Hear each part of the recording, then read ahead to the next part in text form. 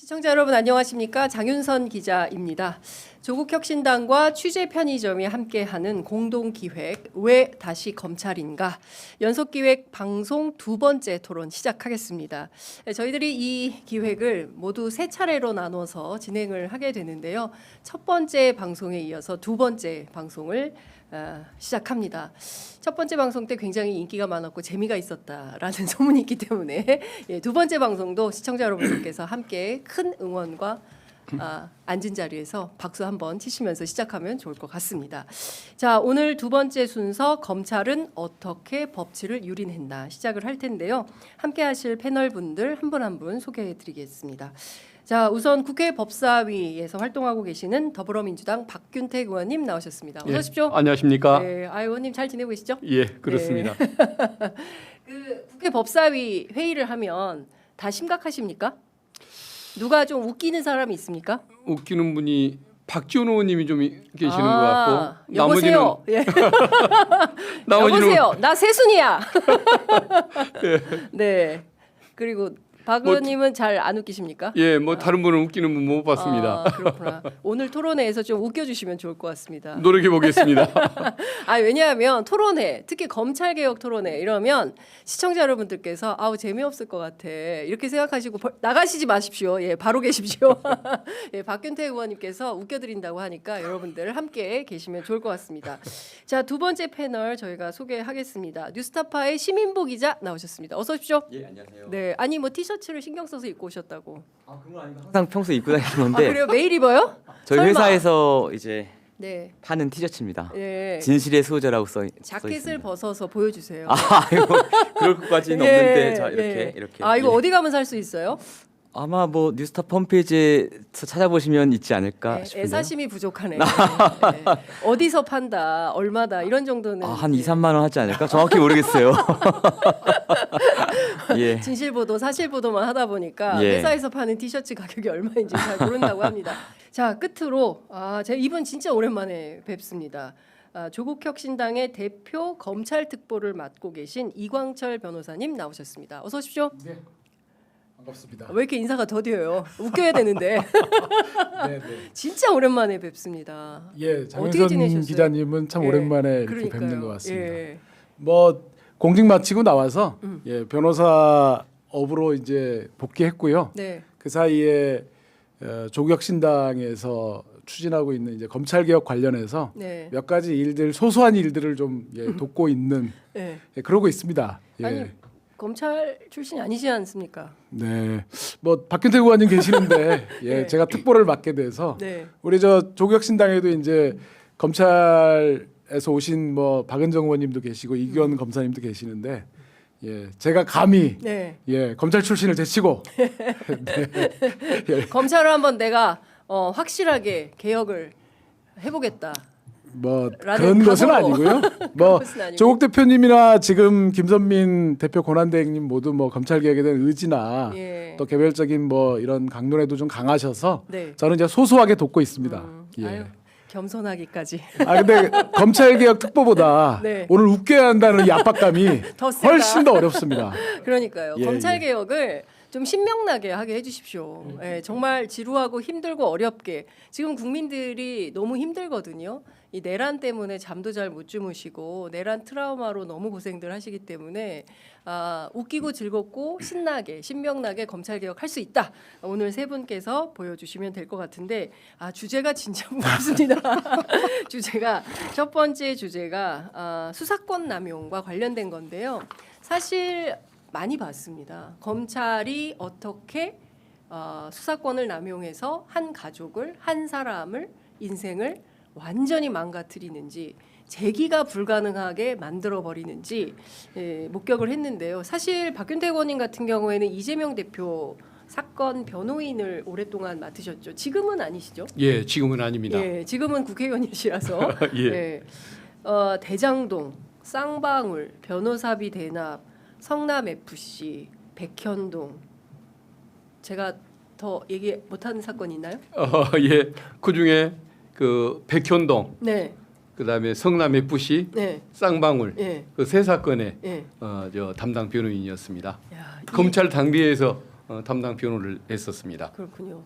그러면 이재명 대표가 검찰 그 조사 받을 때 입회도 함께 하셨던 겁니까? 예, 맞습니다. 어, 그 입회를 하는 바람에 네. 제가 유명해져서 네. 국회의원 되는데 선거에는 큰 도움이 됐습니다마는 네. 막상 이재명 대표님한테 도움은 하나도 못 드려서 너무 일방적인 이익을 얻었던 입장에서 죄송하게 생각하고 있죠. 아, 그렇군요. 예. 아니 그 검찰 출신의 변호사가 검찰 수사에 입회할 때 검찰 후배들이 수사 태도가 좀 바뀌거나 뭐 좀 나이스하게 해준다거나 이런 거 좀 있습니까? 그 아무래도 조금 신경 써주는 것은 있긴 있을 텐데 아, 이 건에 있어서는 그럴 수 있는 성질의 것이 아니었죠. 예의를 내면은 독하더라도 외형적인 예의를 지켰다고 한다면 피의자의 무게감 때문에 지켰지 아, 변호인 봐줘서 지키고 안 지키고 그럴 수 있는 사건은 아니었던 것 같습니다. 근데 지금 사실 재판이 지금도 진행 중이기 때문에 뭐 조심스러운 면이 좀 있으실 수도 있겠지만 이 한 사람에 대해서 이렇게 많은 사건을 조사하는 예가 과거에 있었습니까? 역사가 없었던 것 같습니다. 그래서 그 과거에도 표적 수사, 과잉 수사라는 것은 있었지만은 네, 지금은 그 정도가 훨씬 독해졌고 강해졌고 나올 때까지 하고 네, 또 장기간 광범위하게 하다 보니까 저는 이제 이재명 대표에 대한 사건을 그 뭐 정치 사냥 수사, 뭐 또 정적 제거 수사라고 네. 표현할 정도로 과거와는 그 질적 수준을 달리하는 수사였다고 생각을 합니다. 그러니까 과거에도 문제가 있었지만 윤석열 정부 출범 이후의 수사는 훨씬 더 그 질적 수준을 달리할 정도로 더 독해지고 강해지고 무서워진 것이죠. 이재명 대표가 조사받고 수사받고 재판받는 과정에서 와 이건 내가 검찰의 태도에서 내 선배 검사로서 내가 이건 진짜 용서할 수가 없더라. 정말 기억에 많이 남는다. 혹시 이런 대목이 있으십니까? 그 뭐 절차를 가지고서 뭐 흉을 볼 거리는 있지는 않았겠죠. 야당 대표한테 또 잘못해서 책을 잡히면은 그 이제 그 저 정치적으로 또 문제가 될 수 있으니까 외형상의 예의야 당연히 유지를 했겠죠. 근데 그 제가 왜 변호사로서의 역할을 못했다라고 솔직히 말씀을 드리냐면은 답정너 수사였기 때문에 그렇습니다. 아, 답이 정해지고 결론을 이미 정해놓고 조사를 한다는 걸 알았기 때문에 결국은 변론 자체를 포기해버릴 수밖에 없는 그런 사건 수사였던 것이고 그래서 법원에 가서 네. 법관을 상대로 설명할 수밖에 없겠다라는 판단을 할 수밖에 없을 정도로 답이 정해진 수사였기 때문에 이건 수사라는 것이 뭔 의미가 있나 피의자의 말을 들을 생각도 않고 네. 결론은 정해진 수사라고 한다면 이런 검찰이 무슨 인권 옹호 기관이라고 얘기할 수 있는 것일까 그런 회의감을 많이 갖게 했었습니다. 그 시민보 기자는 네. 이재명 대표 사건 뭐 취재도 많이 하시고 하셨을 텐데 뭐 기자의 입장에서 저널리즘 관점에서 볼 때 이 이재명 사건들은 어떻게 해석해야 된다고 보세요? 일단은 그 검찰이 네. 어쨌든 수사를 시작을 하고 그 수사의 진행 사항들이 이제 보도가 되기 시작하면 언론들은 끌려갈 수밖에 없죠. 지금까지의 관행상. 그러니까 이 문제가 되는 혐의들이 얼마나 그 설득력이 있는 검찰의 주장이 얼마나 설득력이 있는 것인지 그 혐의가 얼마나 중한 것인지 그리고 그 혐의에 비해서 지금 수사가 이루어지고 있는 것인지 여기에 대한 반성적인 성찰을 할 여유들이 사실 없습니다. 이제 기성 언론들의 이 경쟁 구도 아래서는 그렇기 때문에 이제 뭐 저희가 앞에서도 사실 수많은 예들이 네. 있어 왔는데 지난 수십 년간 수많은 예들이 있어 왔는데 그런 어떤 그 알면서도 어떻게 보면 그 취재 경쟁에 뛰어들 수밖에 없는 그런 언론들의 현실이 이재명 대표 사건에서도 고스란히 반복이 된 것 같습니다. 예. 제가 보기에는 받아쓰기가 너무 예. 도를 심각한 거 아닙니까? 네, 그러니까 사실은 불러주는 대로 그냥 막 계속 받아서 쓰는 거예요. 네. 저도 이제 사실 뭐 법조 기자를 해본 적은 없습니다만 이렇게 얘기를 하죠. 그 법조 기자들이 네. 취재를 할 때 이제 주된 취재의 대상은 검사들입니다. 검사들이고 그럼 검사들의 주장을 주되게 취재하고 그럼 변호인들의 주장을 취재한다거나 아니면 검사들이 수사 대상으로 삼았던 사람을 취재한다거나 이런 것들을 기자들이 보통 외곽 취재라고 네. 부르잖아요. 근데 저는 법조 기자가 아니었던 입장에서 이제 그 법조와 관련된 문제들을 취재하면서 저는 어쨌든 검사 취재가 안 되지 않습니까? 네네. 그러니까 어떻게 보면 기자들이 본 취재가 검사들이고 나머지를 외곽 취재라고 부르는 것 자체가 사실은 이상한 용어 사용인 거예요. 그렇죠. 어떻게 보면 그 수사를 받고 있는 당사자라든지 사건 관계자들을 취재하는 게 본 취재고 그렇습니다. 그들의 이야기를 보충 내지는 반박하는 차원에서 검찰의 얘기를 원오브댐으로 들어서 취재를 하는 것이 제가 이제 배운 상식에 맞는 것 같은데 법조에서는 유독 이제 그 관행이 거꾸로 되어 있는 것이죠. 근데 그런 관행들을 지난 한 10년, 15년 동안 줄기차게 이제 지적을 해왔지 않습니까? 네네. 밖에서도 하지만 바뀌지가 않고 있죠. 예. 바뀌기가 어려워요. 그게. 네. 그러니까 간혹 그런 일들이 있어요. 편집국 회의해 보면 법조 기자들이 주로 재판 취재하는 법원 기자들은 안 그러는데 검찰 출입하는 기자들은 지가 검사장이에요. 예. 지가 검사야. 그래가지고 뭐 검찰 입장에서 막 얘기를 하는 거예요. 아, 그렇게 보면 안 된다. 그 사건 그렇게 보면 안 된다. 맞아요. 그래서 편집국 안에서 싸움이 납니다. 예. 그런 게 종종 있죠. 예, 그런 일이 있어요. 종종 있죠. 예. 근데 아직도 그런 관행이 있는 것 같습니다. 네. 심각한데요. 그 사실은 이재명 대표 사건을 이광철 변호사님도 많이 지켜보셨을 것 같아요. 예. 네. 네, 제가 굳이 막 하지 않더라도 자연스럽게 끼어들어 주시기 바랍니다. 네. 네. 저기 사회를 보고 계시는 장윤선 기자님의 예, 제가 얼마나 땀이 나겠습니까? 예. 이게 좀 뭐 이게 오늘 나오신 우리 박균택 의원님이나 시민보 기자님이나 이게 제가 익히 아는 바로 매우 진지하시고 그러셔가지고 예. 아까 사회자께서 웃겨달라고 주문을 하셨는데 예. 근데 이제 저는 뭐 이재명 대표님 사건이나 우리 한국 사회 사건들이 다 여러 가지로 그런 언론과 결탁된 정말 맞아요. 그런 검찰권의 남용들이 너무 많고 그래서 뭐 다른 뭐 이재명 대표님 사례도 마찬가지고 뭐 시민보 기자님이 취재하셨던 것도 마찬가지인데 저는 제 경험을 하나 먼저 좀 말씀을 한번 네. 드려보면 어떨까 싶어요. 그러니까 이게 사실은 김학의 출국 금지를 했을 때 제가 제일 황당했던 거는 김학의가 근데 사실 그 사건도 다시 수사해야 되는 거 아닙니까? 아마 그렇게 될 걸로 예. 이제 생각을 하는데 예. 오늘 그건 논점이 아니니까 예. 김학의 사건에 대한 수사가 2021년 1월 달부터 시작이 됐는데 가장 황당했던 건요. 김학의 사건의 총 배후 책임자를 이광철로 설정한 거예요. 네? 이광철로. 예? 김학의 사건을? 예. 이광철이 김학의 사건에 대해서 차규근 지금 조국혁신당 의원과 네. 당시 이규현 검사를 배후 조종해가지고 그때 청와대 계실 때. 두 사람을 묶어주고 두 사람의 실행 계획들을 보고받고 지시해서 이광철이 배후에 있는 총 책임자다. 이 구도로 나오더라고요. 저는 근데 사실 그때 사실관계들을 다 잘 알고 있기 때문에 바로 잡힐 거라고 생각했어요. 네. 이거는 언론이 아직은 뭘 모른다. 근데 사실 그날 저녁에 이제 나왔던 얘기들은 다 이미 언론에 보도가 되었지만 그날 김학의 전 차관이 인천공항에 10시 48분에 나타났다. 밤 3월 10시 22일 밤. 48분. 10시 48분에 나타났다라는 이제 상황을 법무부에서 그 포착을 해가지고 제가 조국 수석한테 연락을 받았던 시간이 11시 조금 넘은 시간이었거든요. 네. 12시 넘으면 이제 출국이 예정돼 있어. 진짜 그야말로 긴박한 순간이었죠. 그래서 저는 조국 수석이 저한테 그러셨어요. 지금 김학의가 나타났는데 법무부에서는 출국을 금지를 하기로 결정을 했는데 그 과정에 진상조사단 검사의 요청이 필요하단다. 네. 그러니 얼른 빨리 진상조사단 검사한테 연락을 해서 하라고 이렇게 윤대중 검찰국장이 그렇게 얘기를 한다라고 이제 제가 지시를 받고 그래서 이규현 검사한테 전달을 했더니 이규현 검사가 형 저는 저하고 뭐 이규현 검사가 네네. 연수 동기라는 거 다 알고 있으니까 예 그래서 형 나는 그 검찰 공무원이에요. 형 전화 받고는 난 그 일 못해요. 검찰총장의 승인이 있어야 돼요. 그래서 듣고 보니 맞잖아요.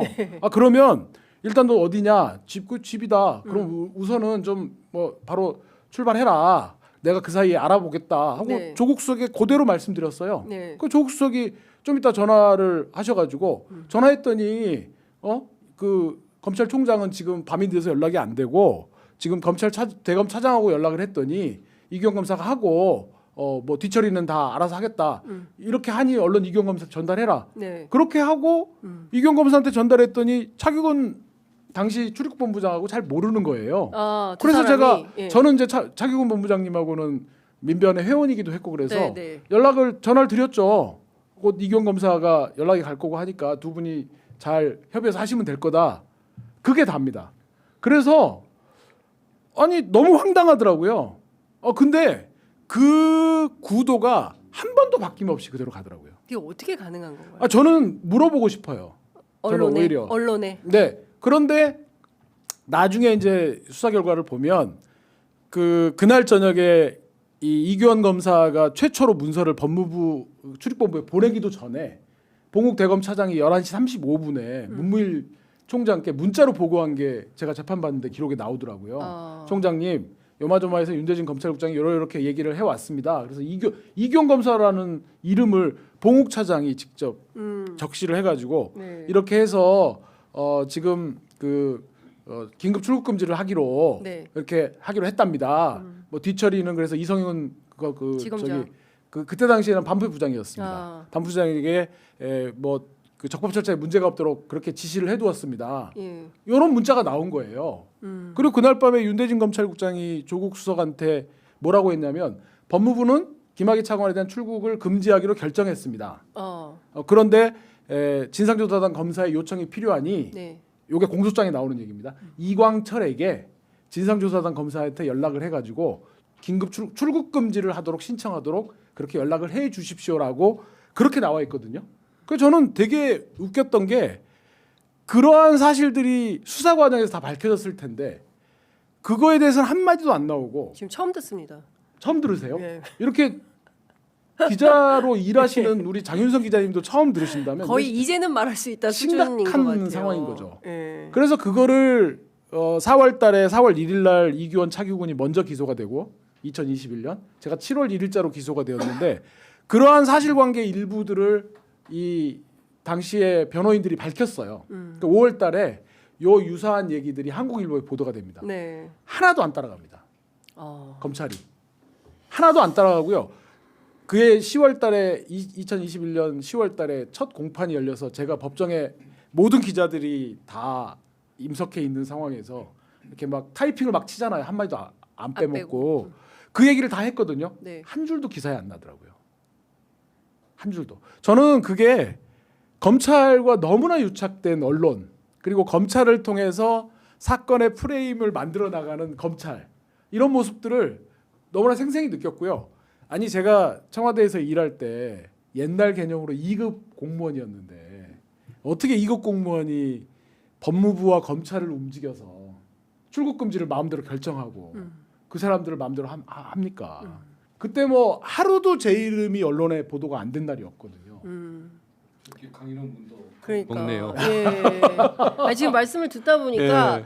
우리가 검찰 개혁이 아니라 언론 개혁 토론을 해야 될 것 같아요. 그런데 저는 이제 그런 과정에서 이렇게 이재명 대표님의 기사들을 매일매일 거의 홍수처럼 접하잖아요. 네, 맞습니다. 그리고 저는 뭐 이재명 대표님이나 조국 전 대표님에 비하면 뭐 조족지혈이죠. 뭐 그 정도 가지고 뭘 제가 명함이나 내밀겠습니까? 근데 저조차도 가족들조차 너무나 두려움에 떨었거든요. 매일매일 포털에 쏟아지고 보고 싶지 않아도 막 나오고 더 제 막 이상한 그 사진이 막 지금도 인터넷에 떠돌아다니거든요. 막 흉측하게 생겨가지고. 아이고야. 그것도 언론이 그 선택한 픽한 그 사진이거든요. 여러 장의 사진 중에서. 근데 그런 걸 생각해 보면 이재명 대표님과 가족분들 또 조국 전 대표님의 가족분들까지 뭐 이재명 대표님도 김혜경 여사님께서 지금 기소돼서 공경을 치르고 계시는데 그분들이 겪었을 그 지금도 겪고 계시는 마음의 고통이나 이거를 생각하면 너무 정말 마음이 아프고 또 그것들을 견뎌내신 이재명 대표님이나 가족분들 또 조국 대표님 또 가족분들에게 정말 좀 조족지혈의 피해를 당한 입장에서 좀 경의의 마음을 좀 갖고 있습니다. 그러네요. 지금 이제 이광철 특보님께서는 조족지혈이라고 말씀하셨지만 대중들은 잘 모를 수 있지만 이 검찰이 미워하는 순위로는 이광철 변호사님도 사실은 못지 않아요. 탑 10에 듭니까? 왜냐하면 문재인 정부 때 네. 검찰 개혁을 이제 설계하고 주도해서 이제 통과시킨 분이기 때문에 아마도 이제 제가 듣기로는 그 검찰들이 사석에서 기자들도 많이 만나지 않습니까? 네. 정말로 격의 없이 허물 없이 이런 데서 이제 인물평을 하게 됩니다. 네, 하죠. 어떤 네. 사람에 인물평. 대해서 뒷담화. 뭐 어떤 예. 검사에 대해서도 할 수 있고 예. 뭐 어떤 공무원에 대해서 할 수 있는데 그 아까 말씀하신 그 기자들 앞에서 설명을 했는데도 기사가 한 줄 나지 않았다라는 이야기는 제 생각에는 아마도 검사들이 진심으로 미워하는 마음을 담아 여러 자리에서 이광철에 대한 인물평을 했을 거예요. 그래서 예. 야, 저 사람이 하는 말 우리가 고지고대로 믿을 수 있나? 예. 라는 어떤 그 잠재의식 속에 저항감이 예. 아마 기자들에게 형성된 상태였을 가능성이 높다. 저는 그렇게 봅니다. 사실은. 이 악의적 프레임이 예, 예. 어마어마했다. 그러니까 근데 검찰의 미움이 예. 이광철 변호사님에 대한 근데 이제 미움이 이재명 대표님부터 시작된 진도를 나가야 되는데 기자들한테 이렇게 절이 돼서. 막 끼어들어서 아무 얘기나 막 해도 됩니까? 예, 제가 정리는 합니다. 예. 예, 아니, 제 근데- 말씀은 조직지열이 예. 아니라 예. 정말로 아, 이게- 미움을 받고 계시다. 그러니까. 조족지열까지 뭐 예. 그 말씀 이제 얘기 나온 김에 예. 한 가지만 뭐 박균택 의원님 이제 검찰에 계실 때 아마도 그 검찰 간부들이 이제 하셨다고 그러던데 그 검찰에서 저를 보고 이광철이라고 안 하고 36기 개 이렇게 불렀다는 얘기를 제가 여러 경로를 통해서 들었고요. 사실은 제가 그 말씀 나온 김에 이게 나중에 이제 적절하게 끊고 네. 또 편집도 하실 걸로 보이는데 이게요 어떤 게 있냐면 그 검찰이 이 뭔가 검찰 조직에 대해서 이견을 갖고 있는 사람을 다루는 방식을 보면 저는 매우 폭력적이라는 생각이 들었어요. 이제 대표적인 게 이문정 검사 같은 분들, 네. 서지영 검사 같은 분들, 박은정 검사도 그랬죠. 박은정 검사님도 네. 그렇고요. 저도 마찬가지고요. 네. 또 이규원 검사도 마찬가지입니다. 우리 이 검찰 조직은 보면요. 이견이 있는 사람들의 얘기를 듣고 그 이견들을 좁히거나 그 이견 속에서 상대방이 갖고 있는 어떤 문제제기의 취지를 받아들일 생각이 전혀 없더라고요. 조직이 한번 결정한 방식에 대해서 어떤 식으로든지 이견을 표명하면 조직 내부에서 이견을 표명하면 처음엔 달래다가 일정 수의 통제가 불가하면 바보를 만듭니다. 아 저자는 저 Y는 정치를 하려고 그래. 공명심이 있어. 네. 뭔가 사적인 동기를 갖고 지금 검찰권을 흠집내려고 해. 일종의 인신 공격을 한다. 아 그렇죠. 그 인신 공격을 가장 많이 받은 분이 아마 이문정 검사님일 것 같습니다. 네. 저 같은 경우에도 온갖 무수한 얘기를 많이 들었어요. 우리 이규원 검사님도 현직에 계실 때 제가 이규원 검사 본인을 통해서가 아니라 다른 경로를 통해서 10번도 넘게 들은 얘기가 이규원 검사가 연수원 동기인 이광철을 얻고 검찰과 검사로 가려고 해.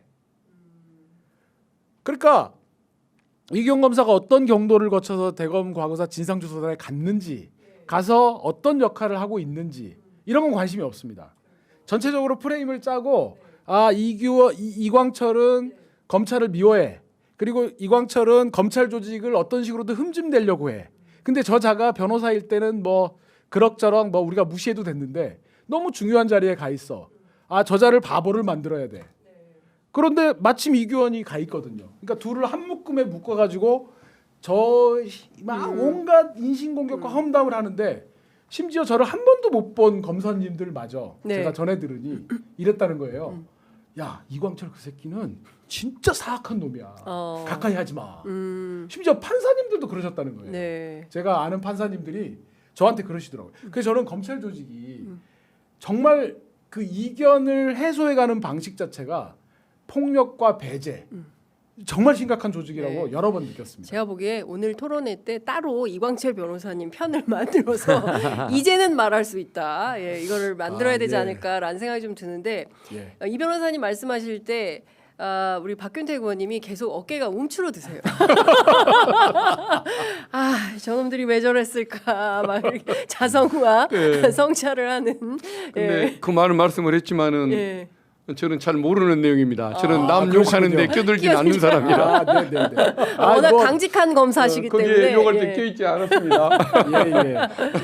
아, 그러니까 그 밖에서 혹은 또 안에서 어쨌든 그 자기 조직 안에 여러 가지 문제점들이 있을 때 그것을 개혁해 보고자 노력하는 사람들을 뭐 왕따시키고 막 인격을 살인하면서 이상한 사람으로 만들어서 조직에 적응하지 못하는 부적응자로 만들어서 결국 그 조직에서 이탈하도록 만드는 거기에 그 검찰의 어떤 그 조직 원리나 생리가 그런 거 아니냐라는 말씀을 이광철 변호사님께서 생생한 경험을 제가 경험한 거기 때문에 바탕으로 해서 네. 거의 그 저기 뭐야 증언 대회 증언 대회 수준으로 오늘 말씀을 좀 해주신 것 같습니다.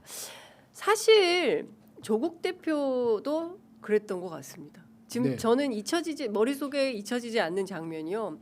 그 자택 앞에 기자들이 막 그 중국집 배달원이 막 가니까 뭐 몇 명 있었냐, 나이 든 여성 있었냐, 뭐 먹었냐.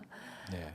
저는 정말 못 살 것 같아요. 지금 보면 문형배 재판관 자택 앞에도 그분 뭐 전혀 종류는 다르지만 가서 계속 그 뭡니까 뭐 집회 열고 뭐 집값 떨어뜨리러 왔다 뭐 이렇게 인격 모독적 발언을 하고 있는 이런 건데 어찌 보자면 대한민국 사회 안에 있는 이러저러한 폭력들이 막 집단적으로 나오는 게 아닌가라는 생각이 좀 듭니다. 조국 대표 수사 문제도 좀 얘기를 해야 될 것 같은데요. 시민보호 기자님께서 취재한 검찰 개혁 조국 수사는 좀 어떻게 말씀을 하실 수 있을까요? 저는 사실은 그 조국 대표와 관련된 수사에서는 이제 그 당시에 취재 일선에 있지 않았기 때문에 네. 이 문제를 직접 취재하지는 않았습니다. 다만 이제 그 제가 이제 문제 의식을 갖고 있는 지점은 저는 이제 사실은 처음에 언론에서 이 문제가 막 나오고 이럴 때 반신반의했어요. 반신반의했어요. 뭐가 있나? 뭐가 있으니까 쟤들이 검찰 애들이 그래도 저러는 거 아닐까 했는데 저는 이게 아니다라고 확신을 가진 시점이 언제냐면 검찰이 그쪽 당시 이제 장관 후보자였죠. 장관 후보자 압수수색을 하고 그 부산대 의전원을 압수수색하고 그 사실이 바로 그날 한 그 보수 방송 한 군데 단독으로 이제 딱 보도가 됐을 때 이거 아니구나 이거는 검찰이 기획한 판이구나라는 걸 전 그때 이제 어떻게 보면 예감을 했고 그래서 이제 저는 다른 문제는 잘 모르겠지만 적어도 이제 주가 조작과 관련된 부분은 제 관심 사안이기도 해서 이제 취재를 하고 좀 실체 접근하려는 노력을 해봤는데 이제 모두가 이제는 알게 된 것처럼 그 당시에도 사실은 검찰이 언론에 흘려서 그 망신 주기 위한 여러 온갖 얘기들이 다 있었잖아요. 뭐 WFM이라는 회사를 통해서 조국이 민정수석의 권한을 활용해서 맞아요. 뭐 네. 전국의 가로등 사업을 몰아주고 근데 그런 것들이 다 그 당시에도 면밀히 꼼꼼하게 뜯어보면 실체가 전혀 없는 얘기였을 뿐더러 지금 이제 조국 대표가 다른 혐의로 네. 유죄 선고를 받았지만 그 부분과 관련해서는 아무것도 나온 게 없지 않습니까? 그렇습니다. 예. 그런 부분들은 이제 전 취재를 하면서 그러니까 어쨌든 검찰은 그 과거에 뭐 제가 다른 사건 취재했을 때 예를 들어 한명숙 전 총리 사건이나 이럴 때도 그렇고 한명숙 전 총리도 사실은 처음에 이제 대한통운 사장이 돈을 줬다고 했다가 그게 안 되니까 다른 뇌물 공여자를 찾아낸 거잖아요. 그러니까 맞아요. 조국 대표 사건도 어떻게 보면 처음에 굉장한 권력형 비리를 만들어서 있는 것처럼 이걸로 이제 사냥을 하려다가 여의치 않으니까 모든 혐의를 다 끌어서 사냥을 한 거잖아요. 네. 그러니까 그런 사냥이라는 측면에서는 조국 대표의 어떤 유무죄, 진짜 유무죄와 관계없이 사냥이라는 측면에서는 검찰의 아주 오래되고 비열한 습성이 다시 한번 드러난 예다 이렇게 생각을 하고 있습니다. 이게 검찰 현직에 계셨습니까? 저는 이제 그 일가에 대한 수사가 시작될 때 이거 법무연수원장으로 가 있었고 얼마 안 돼서 퇴임을 바로 했었는데 그때 저는 그 사건을 보면서 지금 제가 그 사건의 내용을 하나하나 다 기억하지는 못합니다만은 특징적인 것이 두 가지가 있었던 것 같습니다. 네. 부부를 둘 다 수사하는 경우도 참 드문 일인데 자녀까지 수사 대상으로 삼고 기소했다는 이 잔인성 네. 이거 하나가 참 놀라운 일이고 또 제도와 관련해서 더 놀라운 일은 살아있는 권력 아니었습니까? 네. 조국 장관이 살아있는 권력이고 자기의 직속 상관인데 거기를 상대로 21명의 수사단을 구성을 해서 광범위한 수사를 펼쳤죠.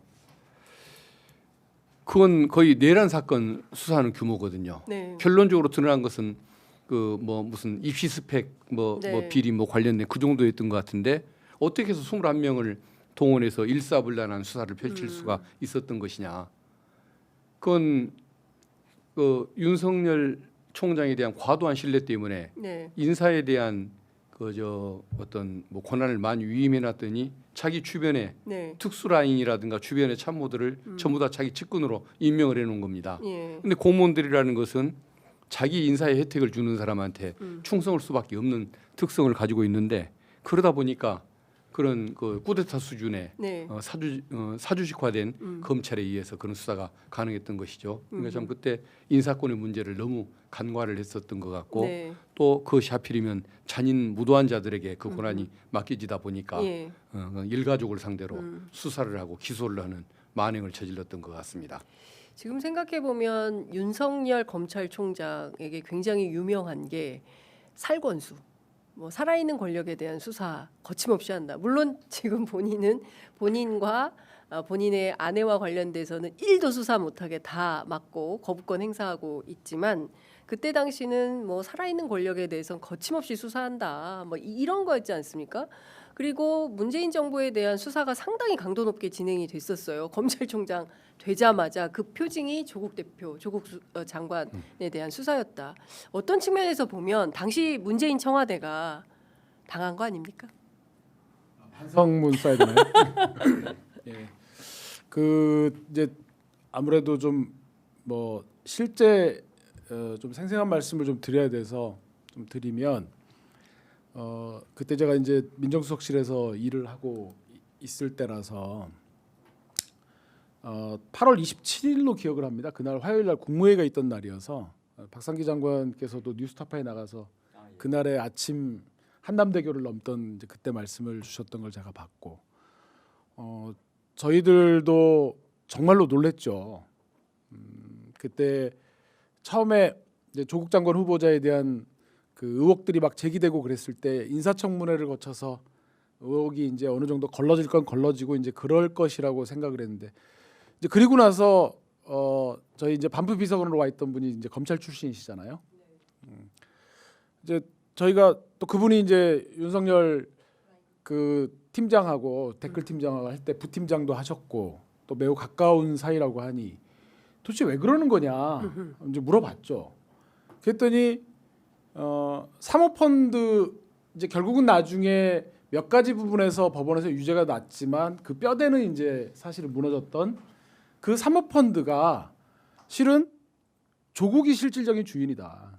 그리고 그것이 조국 대권 프로젝트의 일종의 그 기반이 되는 거다. 이 혐의를 잡고 수사를 했다는 거예요. 그래서 그리고 그때 당시에 무슨 뭐 가로등 사업이니 뭐니 그래가지고 그 사모펀드가 투자한 데가 뭐 이런 보도들이 계속 이어져 나왔지 않습니까?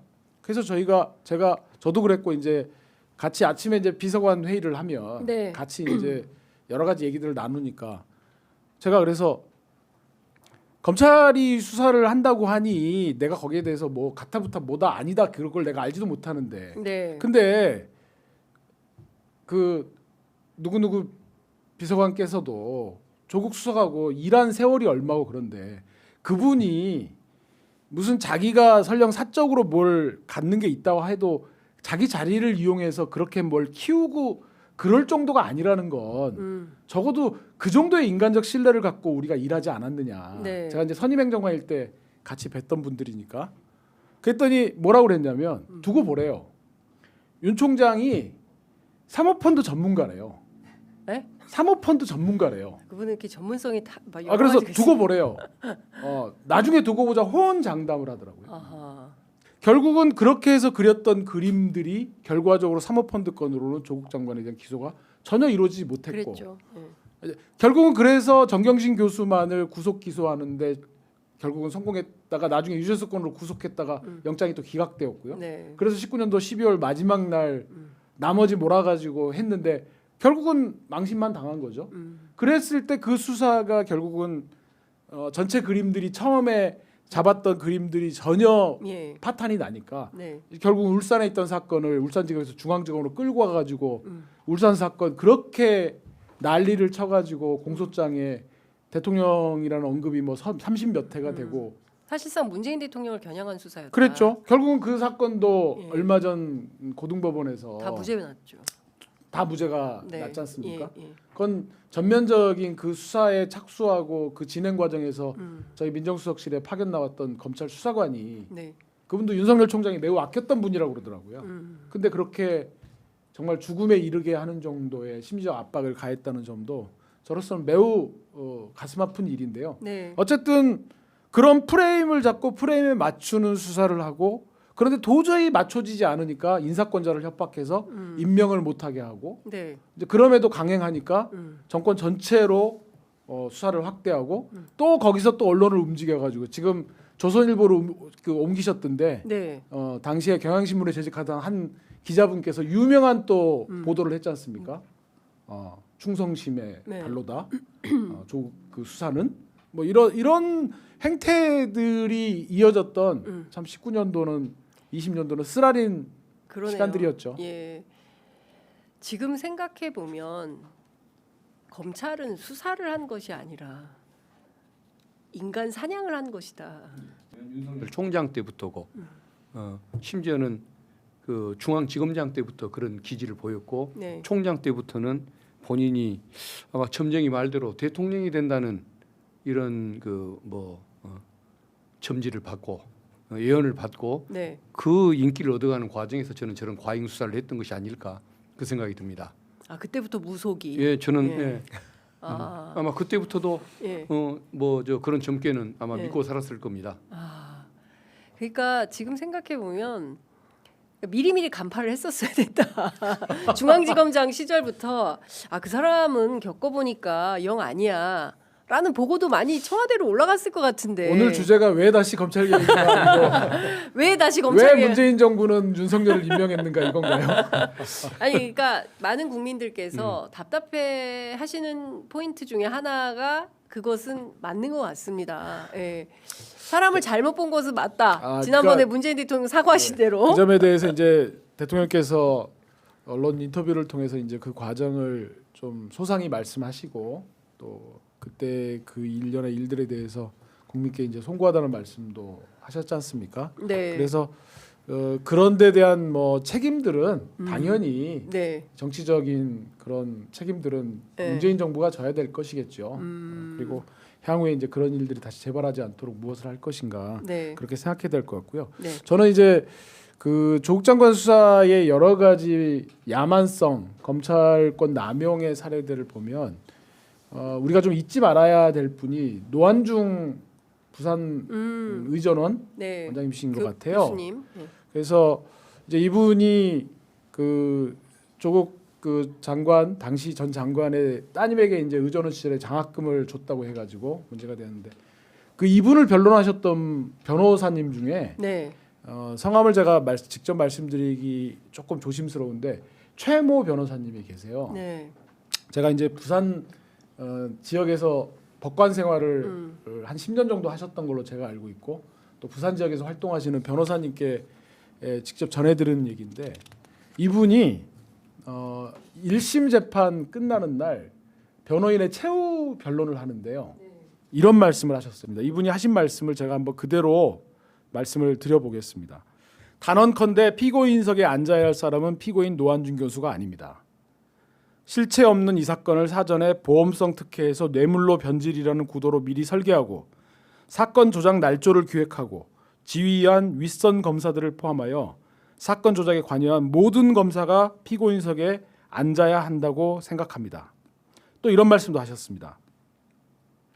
이 사건의 본질은 검사라는 완장을 차고 검찰 권력을 사유화하고 수사 기록을 조작 날조하고 법과 검찰권을 흉기처럼 사용하고 무고한 사람에게 없는 죄를 뒤집어 씌우고 그 과정에서 인격살인까지 저지른 것입니다.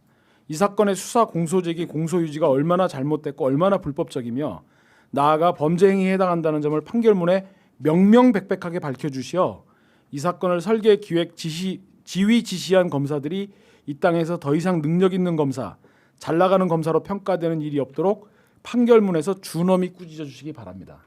참고로 다시 한번 환기 드리지만 이 변호사님은 10년간 판사를 하셨던 부산 지역의 매우 보수적인 분으로 제가 말씀을 들었습니다. 그러니까 윤석열 정권에서 상식의 문제예요. 상식. 예. 그러니까 지금 법원 폭동 일어나고 뭐 이런 거 보면 우리가 폭력에 동의할 수는 없지 않습니까?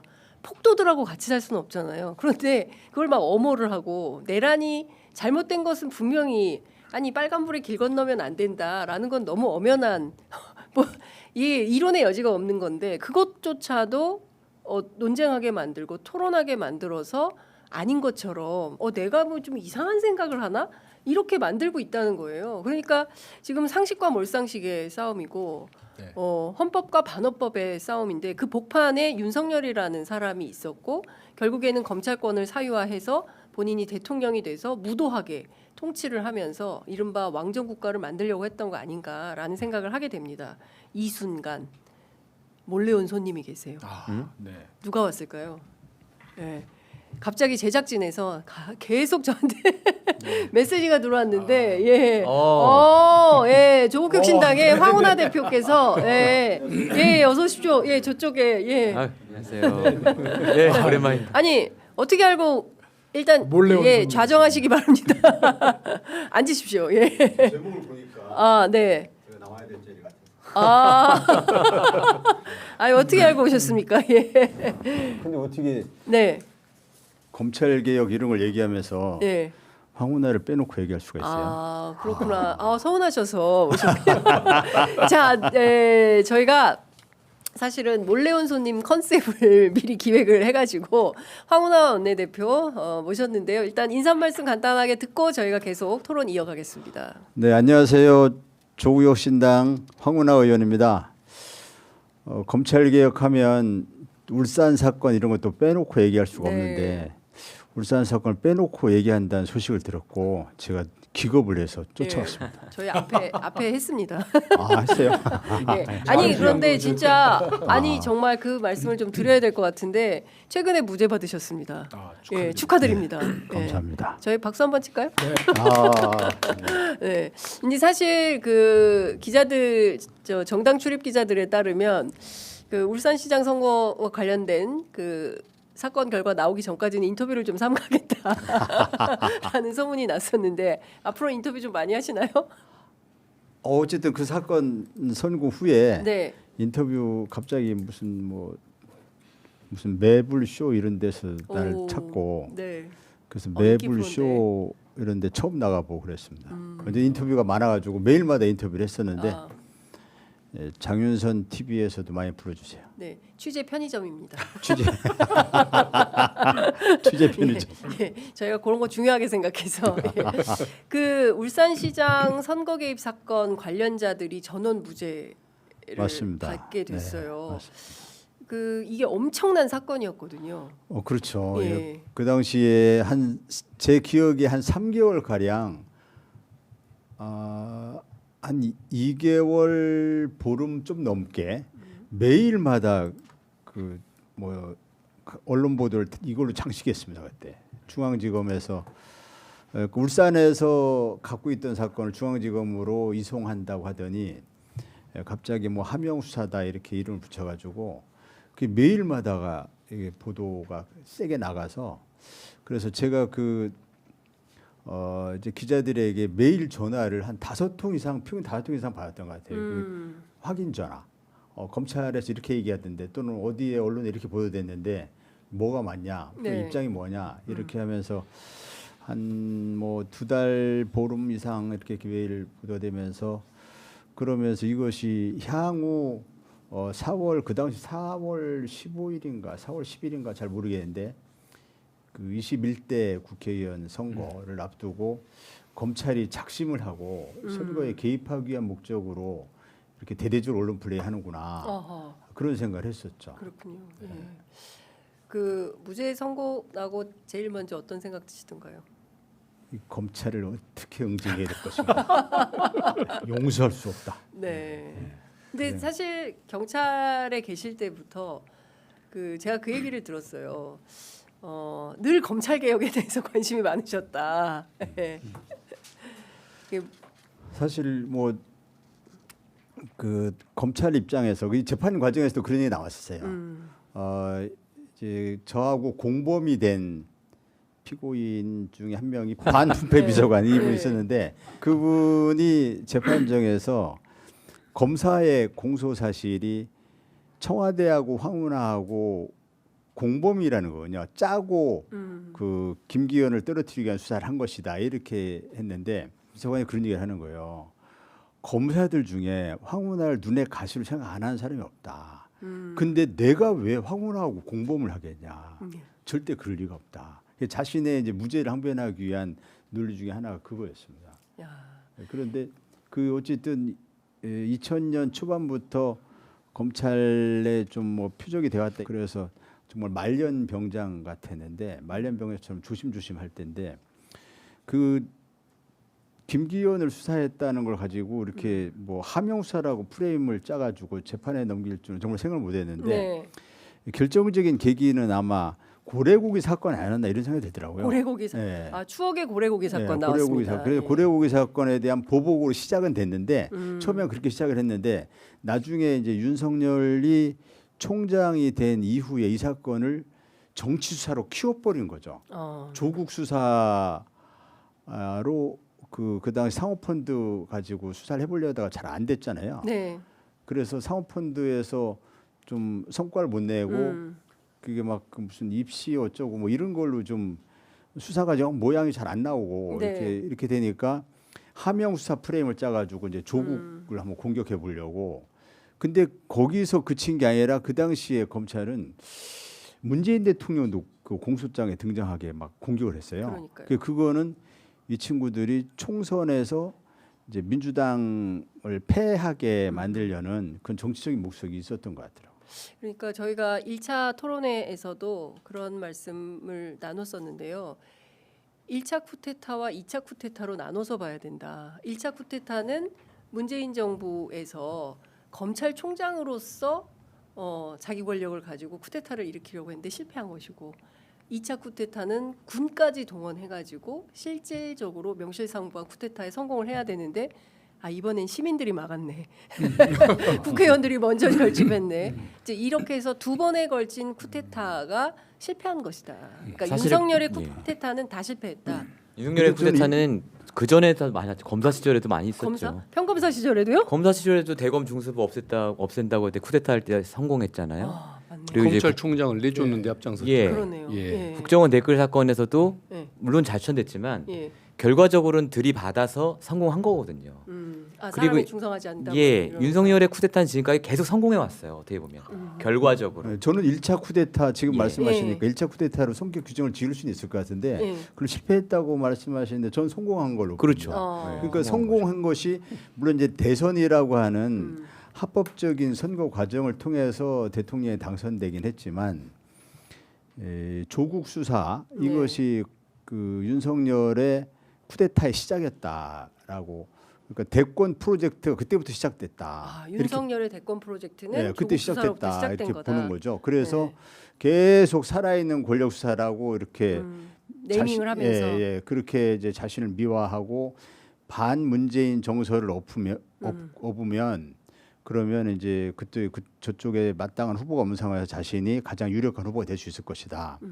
반 문재인 정서만 잘 업으면은 자신이 대선 후보가 되고 당선될 수 있을 네. 것이다. 그게 이제 이른바 연성 쿠데타 아닙니까? 아니 근데 그렇게 오랫동안 쿠데타를 시도하고 성공해온 사람을 죄송합니다. 이광철 변호사님 왜 문재인 왜 정부는 다시 검찰 개혁인가? 저 주제를 좀 바꾸시는 것이. 네.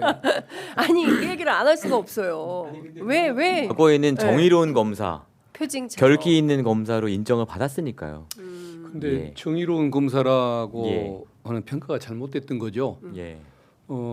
검사가 자기가 정말 스승처럼 모시던 그 총장, 자기가 은인처럼 모셨고 잘 따랐던 총장인데 검찰의 특수기능 전체를 없애는 것도 아니고 대검 중수부의 직접 수사 기능을 없앤다고 해서 네, 그걸 가지고 쿠데타를 일으킨 겁니다. 낙마 운동을 펼치니까 네. 총장이 부끄러워서 견디지를 못하고 아랫사람들하고 몇 명이 짜서 망신을 주니까 창피해서 물러났죠. 그게 어떻게 훌륭한 검사일 수가 있습니까? 그리고 공개석상에서는 제가 지금 처음 밝히는 얘기인데 국정원 댓글 사건 예. 저거 사실은 결론으로는 유죄가 맞고 유죄가 나서 다행이긴 하지만 기소할 당시에 박근혜 정부하고 싸울 당시에 그 기소는 잘못된 기소였습니다. 그러니까 국정원 직원들이 올렸던 댓글이 그때 기소 당시에 밝혀진 것이 총 2,000건밖에 안 됐습니다. 근데 그 중에 네. 주로 좌파, 네. 뭐 이정희 후보 여기를 요구하는 내용이었기 때문에 네. 정치 관여를 했기 때문에 그걸로는 국정원법 위반이 되지만 선거법 위반이 된다고 보기 어려운 이유가 뭐냐면 그때 문재인 후보, 박근혜 후보가 다투던 선거 아니었습니까? 네, 그렇습니다. 2012년. 그러면 선거를 개발 목적으로 그 글을 올렸으면 그 후보들 이름이 더 많이 나와야 할 거 아닙니까? 그러네요. 그 후보들 이름이 나온 게 70건밖에 안 됩니다. 아, 근데 선거법으로 엮었군요. 선거법으로 기소를 하니까 그걸 누가 수긍을 하겠습니까? 아. 그건 무죄가 맞는 겁니다.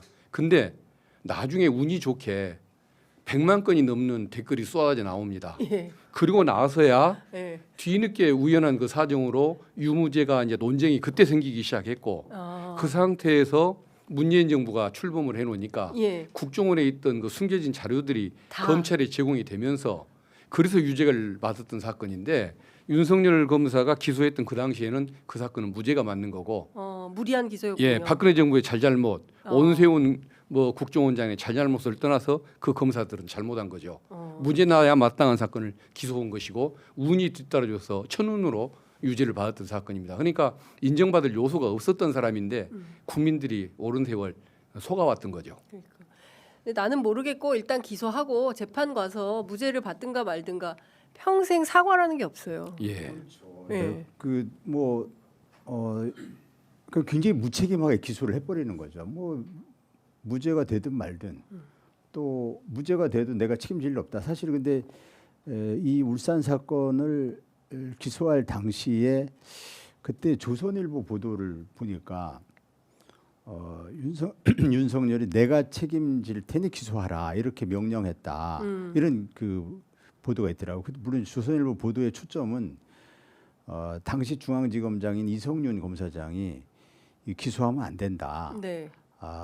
뭐 기소를 반대했다라기보다는 정확하게는 그 황운하는 조사도 안 해봤는데 일단 조사를 해보고 나서 기소 여부를 판단하는 게 맞지 않느냐 이렇게 얘기하니까 윤석열이 그 당시 검찰총장인데 내가 책임질 테니까 기소해라. 이래서 이제 기소가 된 것이다. 물론 조선일보 보도는 친문 이성윤 검사가 기소를 반대했다. 여기에 초점을 맞춘 거였지만 어쨌든 거기서 확인할 수 있는 팩트는 윤석열이 내가 책임질 테니 기소해라 하면서 무리한 기소, 중앙지검장이 결재를 해야 하는 게 정상적인 절차를 하더라고요. 그런데 중앙지검장 결재가 패싱되고 그냥 기소를 명령한 거죠. 그 정도 기소하려면 유죄에 대한 정말 확신이 있어야 될 텐데 결과적으로 이제 무죄가 된 것이고 그리고 그 기소할 때 이게 뭐 무죄되면 뭐 상관없다. 그리고 네.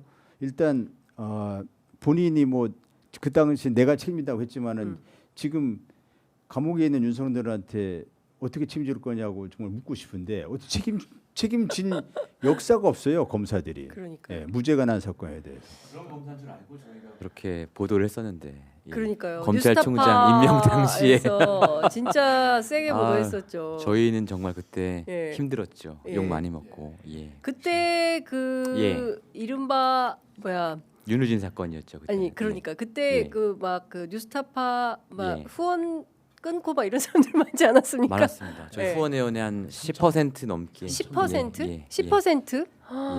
그- 빠졌었죠. 그분들 다시 돌아왔습니까? 저희가 뭐알 수가 없죠. 이분들한테 꼬리표가 달려 있는 게 아니니까 예, 예. 알 수 없는데 새로 후원해 주시면서 그때 참 미안했다라는 이제 분들이 꽤 있는 걸로 보아 네. 많이 돌아오신 것 같아요. 네. 예. 제가 이제 아까 박균택 의원님 말씀 주셨는데 이렇게 공직에서 일하는 동안에 이렇게 검찰에 계셨거나 또 현직에 계시는 분들이 그런 말씀을 좀 많이 하셨어요. 의외로 가까이서 보고 경험한 사람들이 윤석열의 실체에 대해서 이제 잘 아시지 않습니까? 그래서 어떤 검사 출신 분은 사람에 충성하지 않는다는 그 2013년도 국감장 발언을 그때 실시간으로 들으면서 저거 매우 위험한 발언이다. 저거는 어떤 공식적인 책이나 이런 거를 거부하고 오직 검찰 조직의 어떤 그런 것들의 이익만을 옹호하겠다라는 것이었는데 네. 문재인 정부가 거기에 속아 넘어가더라. 이제 그런 말씀을 많이 들었고 그래서 아까도 말씀드렸다시피 이제 윤석열을 중책에 맡기고 이런 부분에 대한 정치적 또 국민에 대한 책임은 다시 한번 뭐 대통령님도 말씀하셨지만 당연히 문재인 정부가 돼야 된다는 점을 전제로 이제 한편으로 여러 가지 생각이 들었습니다. 그 대통령께서 윤석열 총장을 발탁할 당시에 조국 민정수석이 인터뷰를 했다는 말씀을 네. 이번에 밝히셨고 저도 그때 당시에 그 얘기를 이제 듣고 그랬었는데 그 실제로 이제 좀 안타깝고 아쉬운 것은 저희 대통령께서는 민정수석으로 검찰 개혁을 추진했던 이력이 있지 않습니까? 그 문재인 김인혜의 검찰을 생각한다는 책을 보면 대통령의 워딩은 아니고 네. 강금실 장관의 워딩으로 총장이 매우 중요하다 검찰 개혁에서 이게 법무부 장관이 아무리 뭐 개혁적인 인사가 와도 검찰 조직이 매우 강고해서 이게 법무부 장관의 힘으로는 이게 안 뚫리더라. 뭐 워딩은 좀 제가 기억하는 대로 말씀드리면 그래서 검찰을 개혁하는 게 제도적 개혁도 있을 수 있는데 그러한 어떤 검찰이 갖고 있는 그런 문화들까지 개혁하려면 총장이 검찰 개혁의 취지에 동의해 주는 거고 같이 공감해 주는 게 무엇보다 중요하더라라는 이제 그런 대목이 나오거든요. 네. 그래서 저는 이제 좀 이제 안타까움이 들었던 게 과거 예를 들면 아까도 제가 뭐 그 이문정 검사님이나 서지현 검사 얘기를 했지만 조직에 대해서 좀 쓴소리하고 이견을 갖고 있는 분들이 조직이 좀 품어주고 그 이견들이 적절히 좀 절충이 되고 그럴 수 있어야 되는데 조직 전체가 나서 가지고 바보를 만들고 정치병 환자로 만들어 버리고 네. 그 내란이 법치 유린의 끝판왕 아닌가 싶습니다. 그 계엄을 선포하고 실패했잖아요. 그러면 사람이라면 아 이거 큰일 났네. 내가 정말 큰 죄를 지었다. 이게 지금이라도 얼른 반성하고 사과하고 수습해야지. 이렇게 생각하는 게 인지상정인데 이 사람은 그게 아닙니다. 오히려 바깥에 내가 뭘 잘못했냐. 아니 앉은 자리에서 막 거짓말을 막 하잖아요. 근데 그 거짓말이 뭐 한두 시간이면 탄로날 거짓말을 그냥 합니다. 그러고 나서 보통 사람들 같으면 면구스러워서 이거 바깥에 다닐 수가 없잖아요. 거짓말한 게 들통나면. 근데 이 사람은 뻔뻔하게 그 다음 길에 나와가지고 또 거짓말을 해요. 그게 바로 인원 사태가 아닌가 싶습니다. 1분 안에 그냥 막 거짓말을 하는데 자 지금 사실 이제 검찰이 어떻게 그동안 법치를 유린해 왔나 저희가 여러 가지 사건들을 진짜 옛날 사건들까지 다 소환을 해서 노무현 정부까지 흘러가서 정말 20년 전 얘기까지 저희가 이제 쭉 해보면서 왜 검찰 개혁을 해야 되는가에 대한 이제 총의를 모으고 있는 건데요. 지금 직면에 있는 이 내란 사태를 어찌됐든 조기에 좀 그 끝내야 되는데 과연 윤석열이라는 사람은 또 지금 이 순간도 검찰욕을 동원해서 자기가 살아 돌아올 수 있는 실제로 극우 집회에서는 그런 얘기가 막 나오지 않습니까? 트황이 트럼프 황제가 윤석열 각하를 구해줄 것이다. 물론 미국에서조차 이제 부정선거 얘기하는 사람 아무도 없는데 우리나라에서만 그러고 있습니다. 헌법재판소 변론기일에서도 또 부정선거를 이야기한다고 하니까요. 제가 보기에 매우 심각한 것 같습니다. 이 내란 사태를 어떻게 조기 종식 뭐 조기도 아닌 것 같습니다. 이미 2달이 넘었기 때문에 그래도 하루라도 빠르게 끝내야 되는데 어떤 보관이 있다고 생각하시는지 박규택 의원님부터 좀 들어볼까요? 저는 뭐 마땅한 보관은 따로 있지는 않고 헌법재판소에서 아마 3월 10일 전후로 네. 결정을 할 것 같습니다. 3월 10일. 예, 네. 그러니까 저는 모레 25일 날 네. 변론 종결을 하고 그러면은 3월 4일 날 선고될 거라고 생각을 했는데 네. 피청구인 쪽에서 하도 어거지를 쓰니까 뭐 한덕수, 뭐 조지호, 네. 또 뭐 홍장원 네, 나오지도 또 않을 불러라. 사람 또 부를 사람 이런 식으로 쓸데없는 증인신문 일정을 또 한번 잡아주는 바람에 그 다음 주로 넘어갔습니다. 네. 그래서 아마 다음 주 화요일 날쯤 25일 날쯤이면은 변론 2월 종결이 25일. 예 네. 종결이 이루어질 것 같고 네. 그러다 보면은 아마 9일 만에 판결해 주면 3월 6일 날 선고가 되고 네. 그게 조금 빠르다고 생각하면은 아마 그 3월 11일 날 3월 11일. 예. 오, 예. 그러니까 화요일입니다. 화요일이죠. 예. 그때 둘 중에 하나는 선고하지 않을까 싶습니다. 3월 6일 아니면 3월 11일 선고하면 예. 그러면 끝나는 겁니까? 그 파면 결정이 예. 이루어지니까 단심으로 바로 대통령 지위는 잃게 될 것이고 검찰은 윤석열을 어떻게 할까요?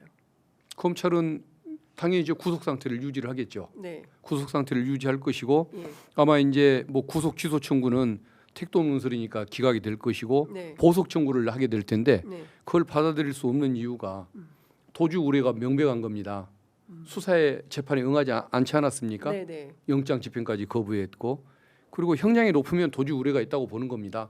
살인범이 자수를 해도 도망가지 않겠다고 자수를 해도 구속하는 이유가 바로 그거거든요. 네. 그리고 증거인멸 우려가 있지 않습니까?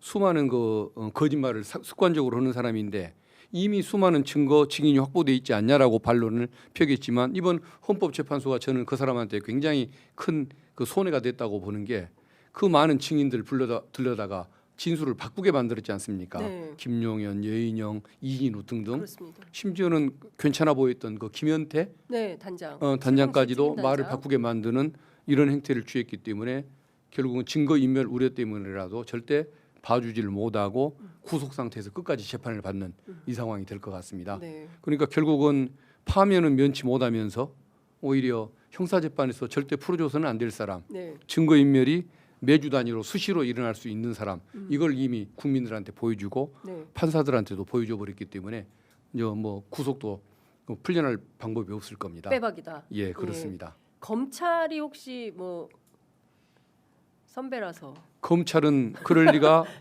없을 겁니다. 제가 왜 검찰이 검찰을 가끔 뭐 언뜻 옹호한다고 욕을 먹을 때가 있는데 어쨌든 이 건에 관한 네. 본인들은 진심인 거거든요. 검찰이 진실일 때가 있어요? 예, 그렇죠. 윤석열을 불러서 구속을 하려고 두 번을 소환을 한 상태에서 공수처에 사건을 넘겼었고 네. 공수처가 열흘 시간 사용하면 검찰이 열흘 사용하려고 협의를 했다가 혹시 법원이 연장 허가를 안 해줘 버리면 검찰이 기소할 시간도 놓치고 풀어줘야 할 수가 있으니까 열흘 만에 보내지를 말고 7, 8일째 미리 좀 보내달라. 네. 법원이 혹시 영장을 기각하더라도 우리가 기소할 시간이 필요하다라고 네.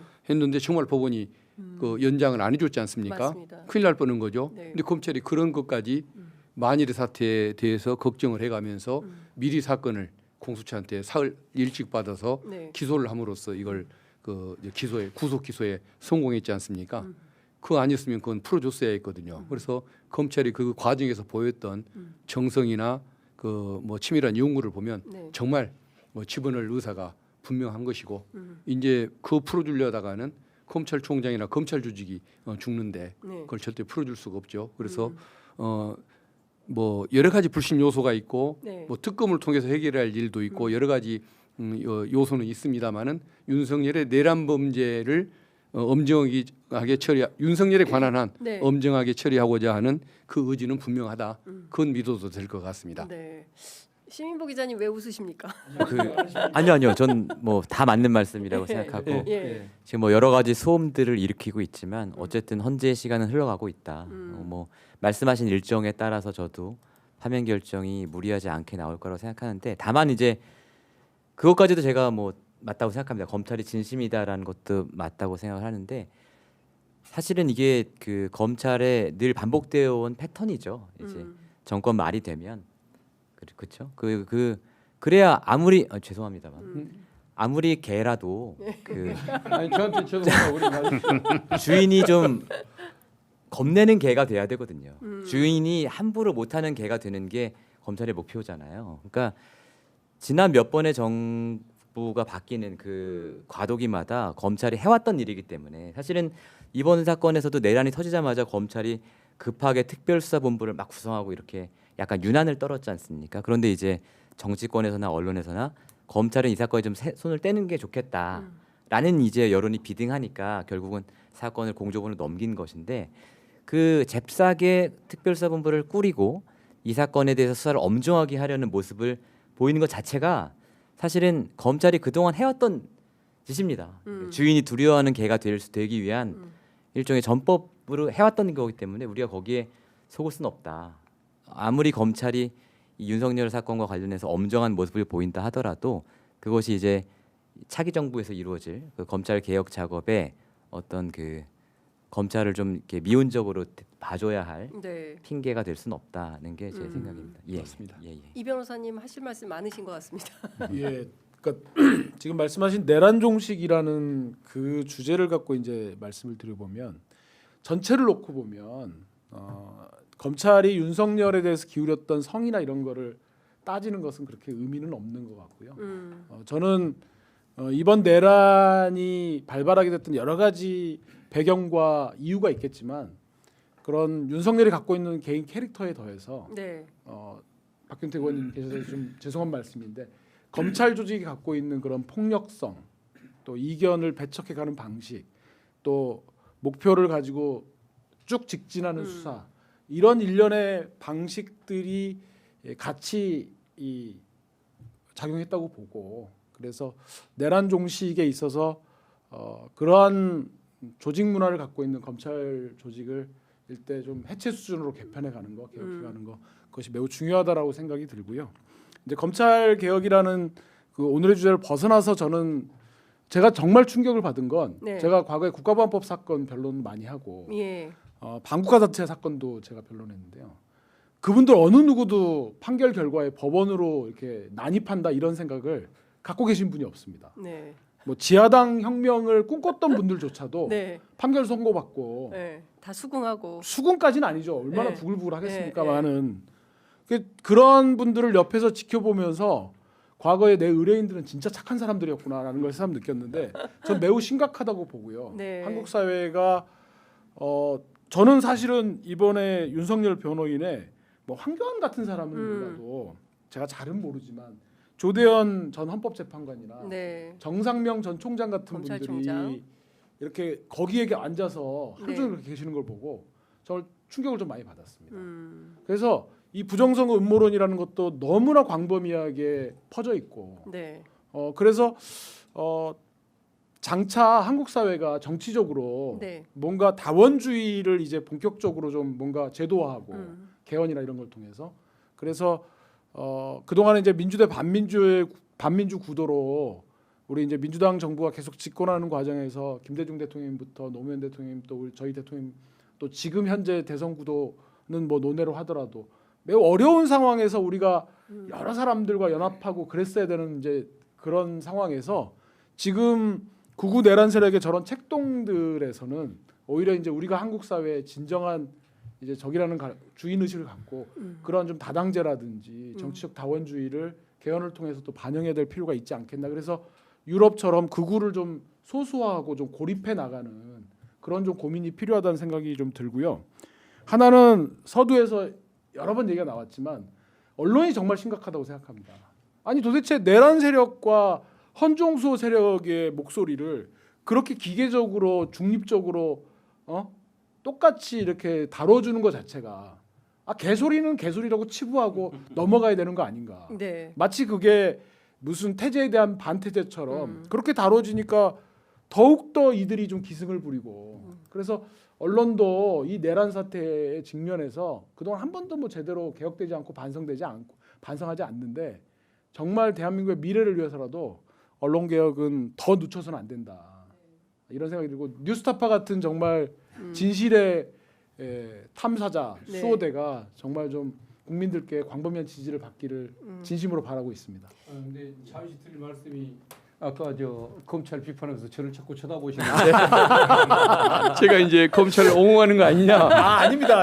그런 취지로 오해하실까봐 그렇지는 않습니다. 드리자면 네. 그 윤석열 피의자를 그 내란의 수괴로 구속 기소하는 그 과정 이것은 진심이었다라고 얘기를 하는 것이지. 예. 그것 때문에 검찰을 신뢰를 해야 한다든가 네. 또 제가 평소에 가지고 있는 검찰은 직접 수사권을 박탈해야 할 조직이다. 네. 경찰이나 FBI로 수사권을 줘야지 검찰한테 직접 수사권을 남겨서는 안 된다. 이 소신에는 전혀 변함이 없다는 점. 아니 제가 말씀드리고 박균택 싶습니다. 의원님을 이렇게 몇 번 이렇게 본 건 이 어쨌든 저 박균택 의원님께는 평생을 네. 바쳐서 일하셨던 직장이지 않습니까? 예. 이제 근데 그러한 조직을 해체된다. 좀 이런 부분들이 예. 그 검찰 해체는 그 일찌감치 1차 토론에서 추미애 의원님께서 세게 얘기를 하셨기 때문에 해체라고 하셨어요. 네, 특별하게 무슨 부담을 가질 필요는 없으시다. 네. 말씀드리니까 갑자기 생각나는 게 저희 황운하 의원님 얘기인데 네. 예전에 경찰청 계실 때 제가 경찰청 출입 기자였거든요. 네.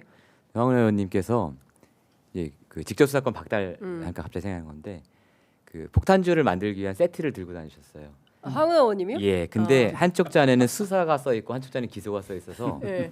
수사와 기소를 섞으면 안 된다. 아. 그게 수사와 기소의 분리 세트라고 유명한 기자들 사이에서 유명한 모처럼 즐거운 재밌는 얘기를 해주셨어요. 그러네. 예. 폭탄 뉴스. 아 갑자기 그 생각이 났어요. 지금 말씀하시니까. 그때 네. 기억- 지금도 아직도 갖고 아니 분리- 지금도 들고 예, 다니십니까? 수사기소 분리, 수사기사 예, 분리에 잔 집에 어디 있을 겁니다. 그거 폭탄주. 만들어가지고 그거 이제 다음에 가져오시기 바랍니다. 아까 이제 말씀하신 것 중에 실제로 이제 시민들 말씀을 들어보면 일말의 불안감 갖고 계시더라고요. 윤석열이 자꾸 거짓말하고 하니까 저 거짓말 저렇게 하는데 저런 것이 헌재에서 받아들여지면 어떡하지?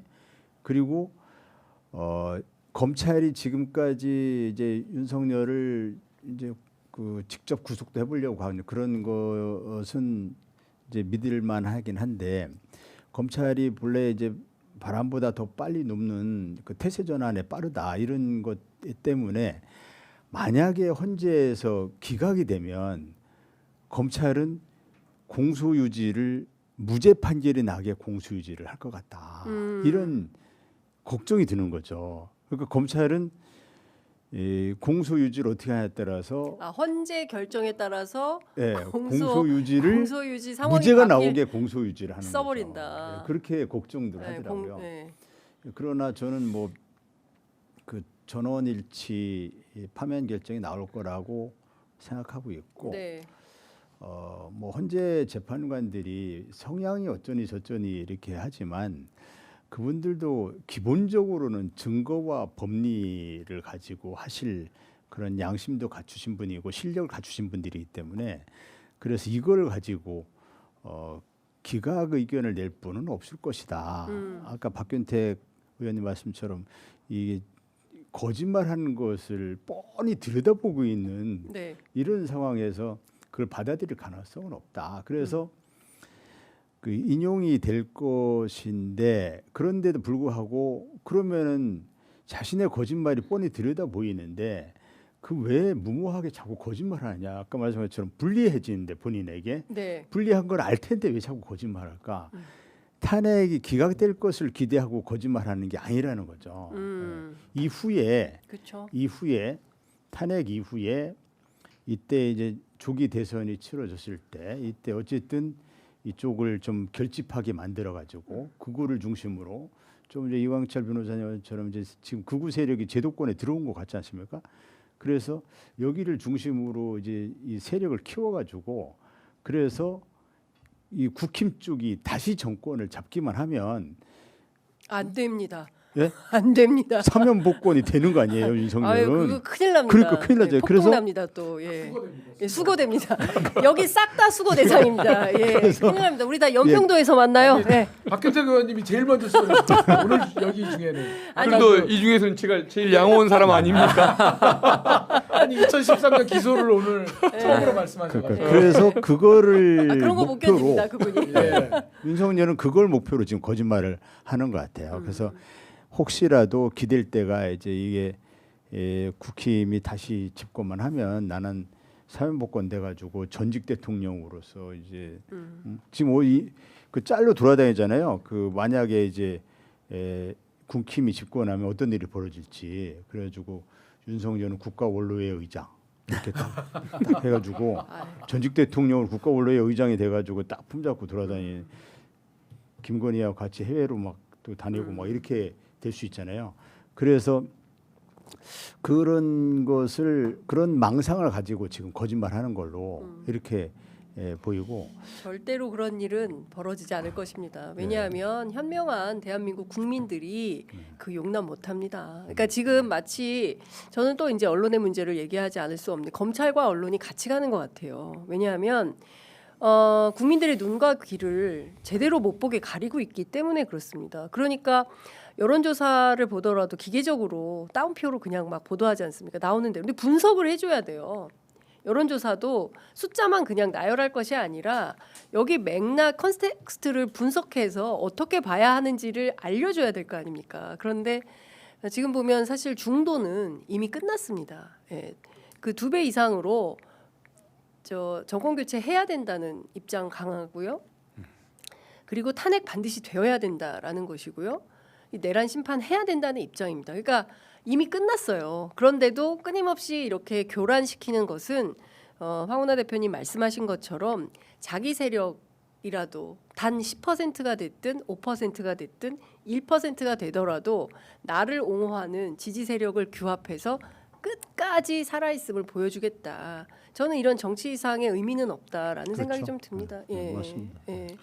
제가 아까 이제 내란 종식과 관련해서 그 내란의 구조적인 토대가 됐던 이제 검찰을 해체 수준으로 개혁해야 한다는 말씀드리고 네. 이제 정치제도라 이런 말씀을 드린 게 이게 제가 볼 때 제가 살고 있는 동네에 이제 국민의힘 후보로 나오셨던 분이 계속 현수막을 달아요. 지역에서 나름대로 좀 뭐 전문직에 종사하고 계시고 또 선거 과정에서 평을 들어보면 되게 좀 중산층의 합리적인 분이다 이렇게 되는데 지속적으로 윤석열과 같은 논리를 합니다. 그래서 뭐 진짜 내란은 민주당이 했다. 뭐 이재명 대표님을 막 이렇게 험악하게 막 현수막 같은 거 달아놓고 하는 걸 보면서 그 진짜 궁금한 겁니다. 왜 국힘의 저런 합리적인 사람들이 네. 이렇게 지금 목소리를 못 내고 윤석열의 마치 뭔가 추종자처럼 저렇게 하는가 하는 건 본인들도 그렇게 생각할 거잖아요. 내가 이렇게 하지 않으면 안 된다는 뭔가가 있을 거 아니겠습니까?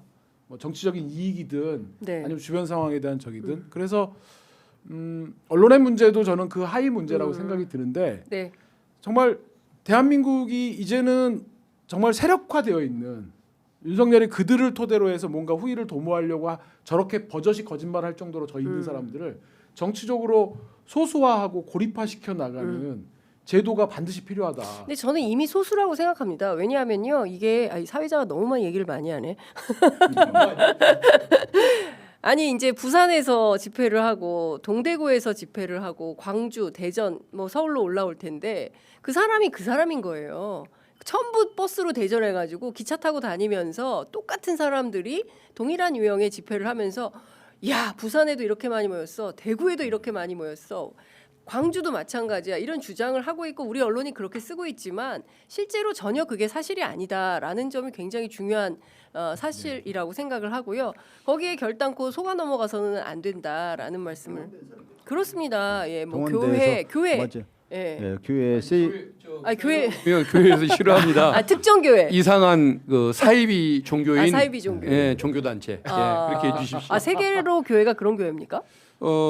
원래 그런 것은 아니었는데 네. 얘기하는 내용을 보면은 이미 정상성을 벗어났지 않습니까? 그렇습니다. 그 교단 내에서 해당 관련 그 교단 내에서도 지금 징계를 추진하겠다고 목사님들이 그렇게 지금 뭐 말씀들을 많이 나누고 있는 것 같습니다. 네, 네. 그리고 내용을 보면은 정말 천박하기가 이를 데가 없고 하나님을 믿거나 예수님을 뭐 따르는 사람으로서의 언행은 전혀 안 느껴지지 않습니까? 네. 그리고 대표적인 거짓말이 이재명 대표가 대통령이 되면 동성애자를 30%를 그 공무원으로 임명하려고 한다. 네.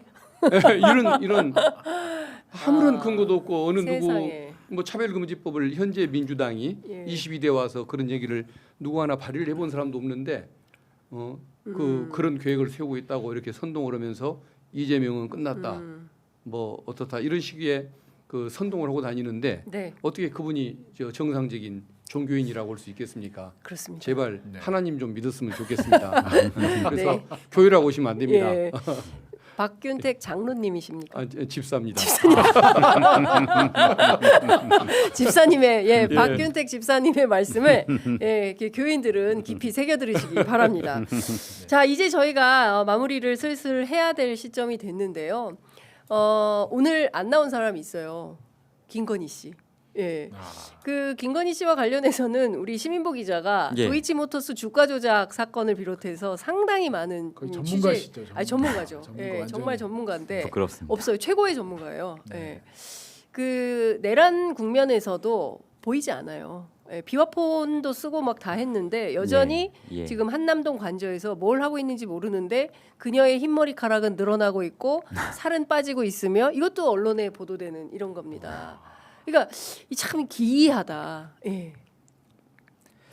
물론 저는 이제 그 사실 도이치모터 사건을 오래 취재했을 뿐이지 김건희 씨 전문가는 아니고요. 그래서 죄송합니다. 김건희 씨 전문가는 우리 서울의 소리 이명수 기자가 이제 취재하지 않은 내용을 제가 이제 말씀드리기는 어려워서 김건희 씨가 요즘 뭐 하고 있는지 뭐 이런 얘기는 제가 뭐 말씀드리기가 어려운데 이제 취재로 확인된 사안은 아니지만 이제 들리는 뭐 전원이나 전원의 전원을 통해서 들리는 얘기로는 여전히 건재하다고 합니다. 여전히 건재하고 여전히 화내고 있고 화요? 예, 그 뭐랄까 본인의 통치권을 행사하려고 하고 있다는 이야기들은 듣고 있습니다. 예, 그렇습니다. 참 기가 막힙니다. 네, 기가 막힌 상황인데요.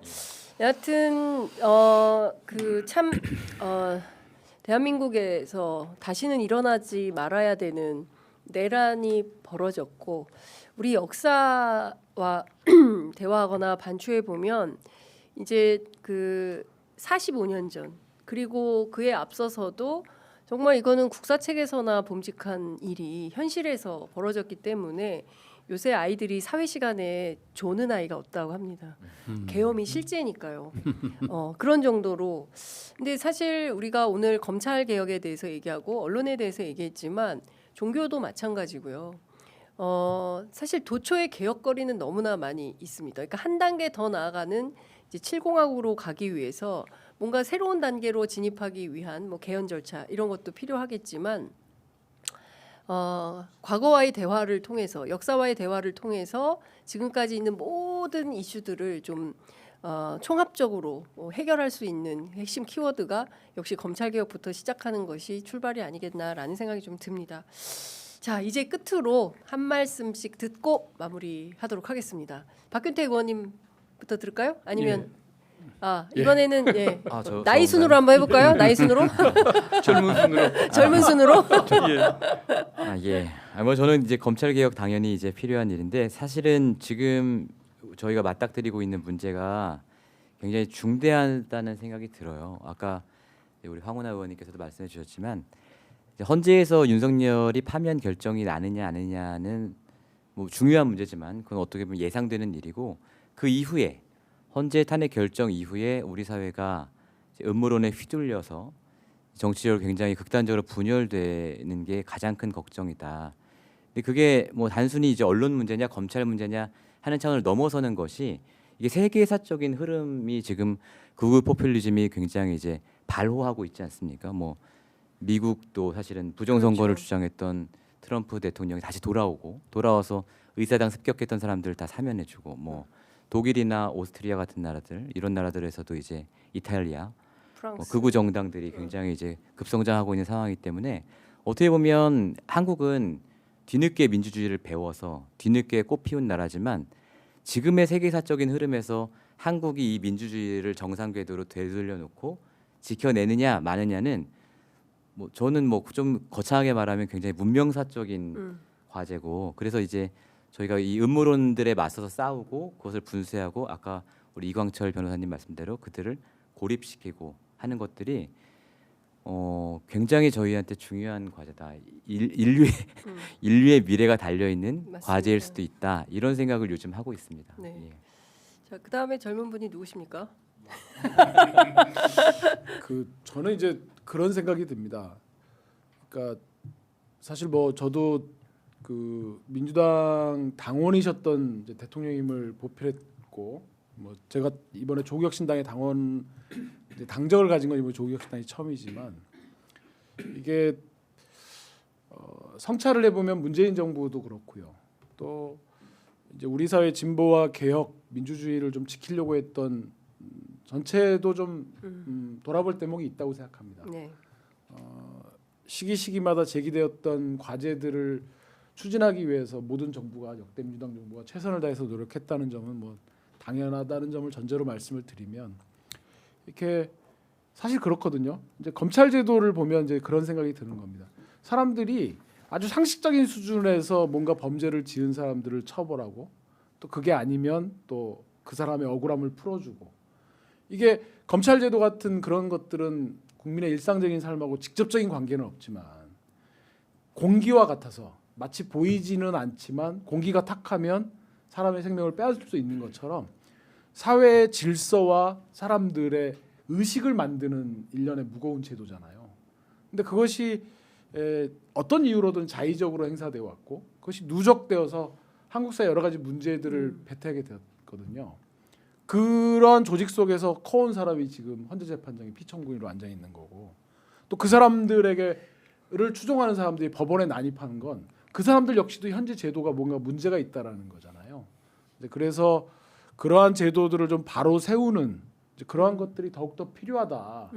또 그러한 제도들 또 틀들을 통해서 국민들의 의식이 우리 헌법이 예정하고 있는 어떤 민주적 질서 또 여러 가지 인간의 존엄과 가치를 좀 더욱더 고양하는 식으로 이렇게 물결이 흘러가도록 네. 이렇게 하는 것이 특히 중요하다. 그래서 이 내란의 과정에서 이제 곧 파면이 인용된다면 조기 대선이 치러질 건데 앞으로 어떤 대한민국을 만들어 나갈 것인지에 대해서 차기에 들어서는 정부가 깊이 그런 문명사적인 위기를 어떻게 돌파하고 우리 대한민국을 지켜나갈지에 대해서 깊이 고민하실 줄로 알고 네. 특히 그 시작은 오늘 논의의 주제인 검찰 개혁부터 완수하는 걸로. 네. 그래서 새로운 정부는 제1의 국정 과제로 가장 먼저 신속하게 검찰을 해체하고 이런 좀 수사와 기소 일련의 재판 과정의 공정성을 바로 세우는 일부터 좀 시작하는 것이 무엇보다 필요하다 이 말씀입니다. 그래서 취재 편의점이 돗자리를 깔았습니다. 이제 네. 시작입니다. 예, 검찰 개혁과 관련해서 무수한 논의들이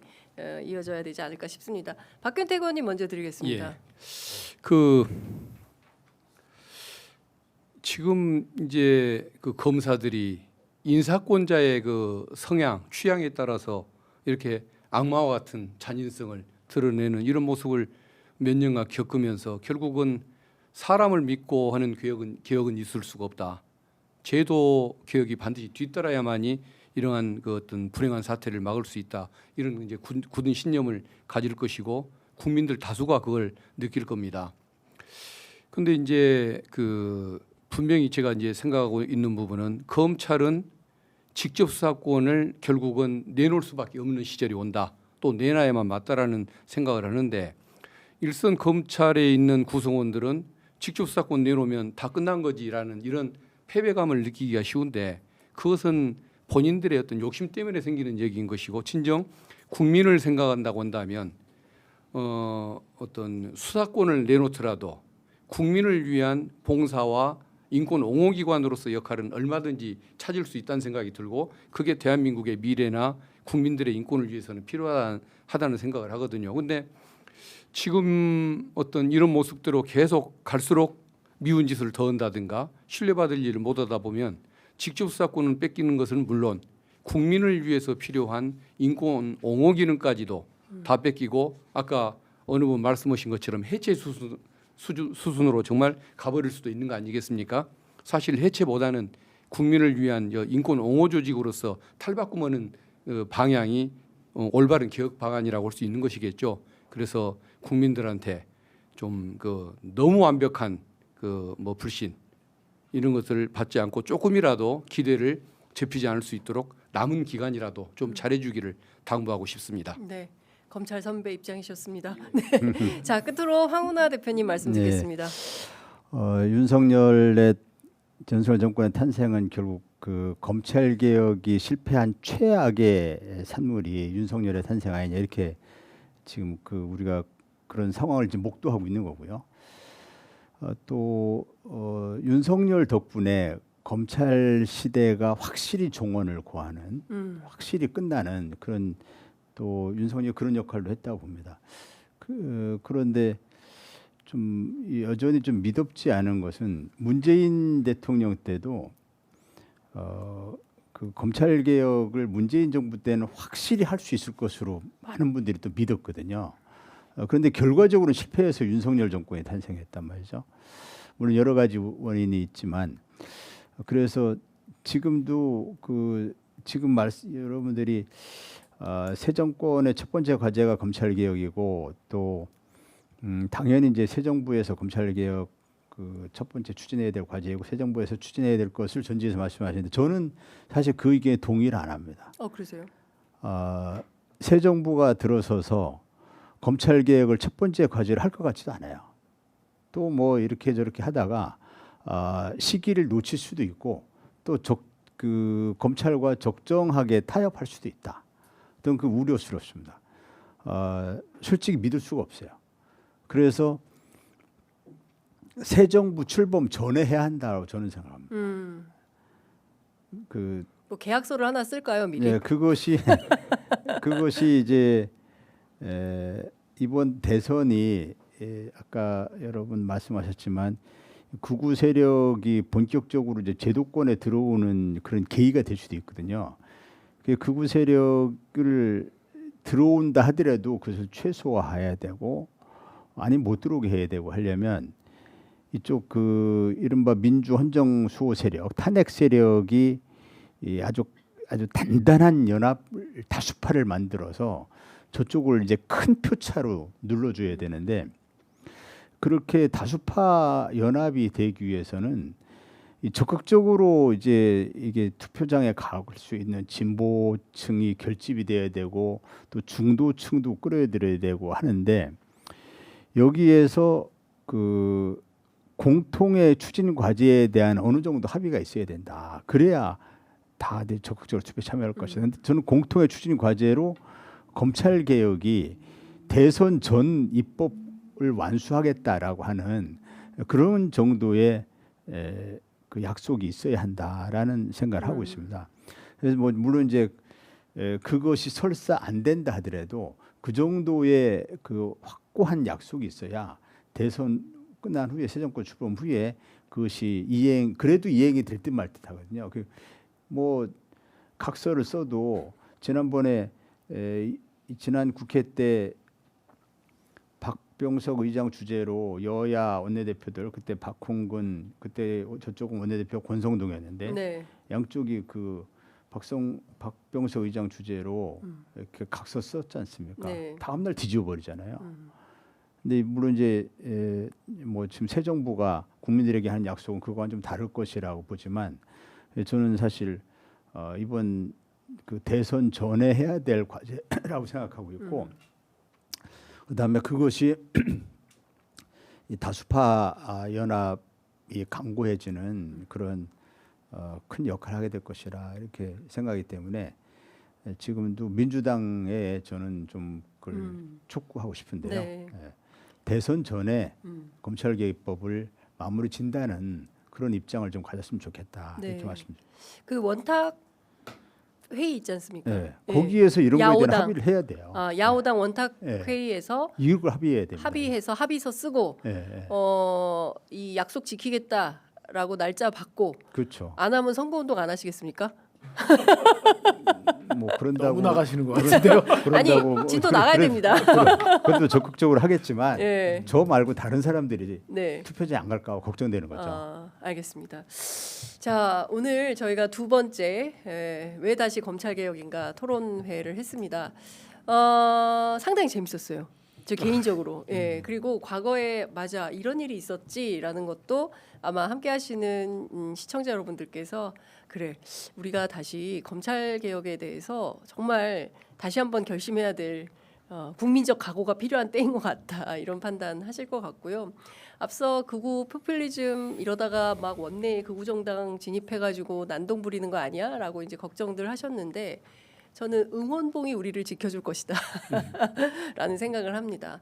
그러니까 너무 끔찍한 윤석열 정권에서 내란을 목도한 2030 청년 학생들이 전부 응원봉을 들고 광장으로 나오지 않았습니까? 사실 그 전까지 저는 매주 토요일 날 그 광화문 집회에 가서 생방송을 했었는데요. 약간 7080 회상 같은 느낌이 들었어요. 386들이 다 이제는 머리가 희끗희끗해진 아저씨들이 전부 나와서 윤석열 정권에 대해서 막 비탄의 심경을 토로하는 이제 그런 집회였는데 내란이 나고 나서 2030 특히 10대 젊은 청년들이 대거 광장을 지키는 모습을 보면서 대한민국 희망이 있다. 그리고 그들이 검찰개혁도 함께 밀어가는 주체가 될 것이다라는 생각이 좀 들었습니다. 제가 얼마 전에 함세웅 신부님 인터뷰했는데요. 동학혁명 때 죽창을 들었던 민중이 짱돌이 화염병이 촛불로 그리고 촛불이 응원봉으로 진화하고 있다. 아, 그렇게 지나가잖아요. 예, 올해는 을사년이고 120년 전에 우리는 을사늑약으로 나라를 빼앗겼던 민족이다. 그런데 그 민족이 응원봉을 다시 들고 새로운 나라를 만들려고 하고 있다. 설레지 않니? 이런 말씀하셨어요. 야, 이거 다 윤석열 덕이야. 막 이렇게 말씀을 하셨는데 저는 그 말씀 굉장히 많이 와 닿았습니다. 아마 시민들께서도 저하고 비슷한 생각이시지 않을까 싶고요. 현장에 계시는 주체들이시니까 더 큰 힘으로 검찰 개혁을 일단 계약서부터 쓰시고 완수하는 그날까지 함께해 주시면 좋을 것 같습니다. 자, 오늘 저는 굉장히 재밌었는데 어떠셨습니까? 뭐 예, 불만족스러우신 대목이 있으면 남아서 좀 더 하셔도 됩니다. 충분합니다. 예, 네, 장시간 함께해 주셔서 너무 감사드리고요. 취재 편의점 조국혁신당 함께한 이 토론을 시작으로 해서 다양한 많은 언론들이 검찰개혁, 언론개혁 그리고 그밖에 다양한 사회개혁 이슈들에 대해서 함께 토론하고 의제를 모아 나가면서 집단지성이 발현될 수 있도록 함께했으면 좋겠습니다. 오늘 네 분 말씀 정말 잘 들었습니다. 고맙습니다. 네, 감사합니다.